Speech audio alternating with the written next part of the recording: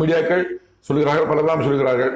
ஒரு காரணம் சொல்கிறார்கள், மு.க. ஸ்டாலின் அவர்களுக்கு நேரம் சரியில்லை, ஜாதகம் சரியில்லை, சாத கட்டம் சரியில்லை, எனவே ஆஸ்பத்திரி இருக்கணும், ஒரு வாரம் இருக்கணும்னு சொல்லி 21/7/2025 சேர்த்து 28/7/2025 டிஸ்சார்ஜ் பண்ணதாக ஒரு மீடியாக்கள் சில மீடியாக்கள் சொல்லியிருக்கிறார்கள்.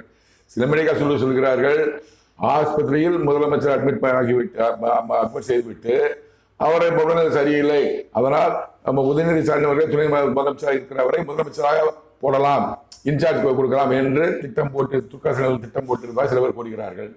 சில பேர் சொல்கிறார்கள், நமது பாரத பிரதமர் நரேந்திர மோடி அவர்கள் சென்னை வரை இருக்கிற காரணத்தால் அவரை பார்ப்பதை தவிர்ப்பதற்காகத்தான் 21/7/2025 அட்மிட் ஆகி அவர் வந்து சென்ற பின்பு 28/7/2025 டிஸ்சார்ஜ் ஆனார் என்று சில கூறுகிறார்கள். பலரும் பல காரணம் கூறினார்கள், பல மீடியாக்கள் பல காரணம் கூறினார்கள்.